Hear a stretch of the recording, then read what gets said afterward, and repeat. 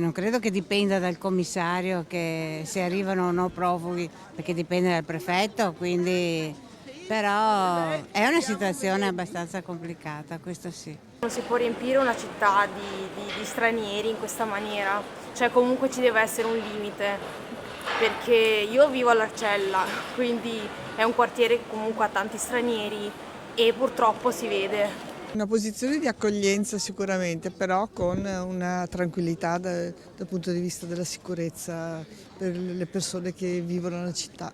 I paesetti sono pieni, io che viaggio li trovi dappertutto e non lavorano mica, sono lì che bivaccano, che sono al telefonino, hanno telefonini da 600-700 euro. Sono grandi, grossi, mantenuti, paghetta, biciclette, telefonini, prepotenti, hai capito? Ti aggrediscono se tu gli dici qualcosa perché loro hanno i diritti, noi italiani abbiamo i doveri, questi vengono qui a casa nostra, si fanno mantenere in albergo e sono prepotenti perché io l'ho toccato con mano, sono stato anche minacciato da questi signori perché mi sono permesso di dire ma non ti vergogni grande e grosso come sei chiedere anche l'elemosina?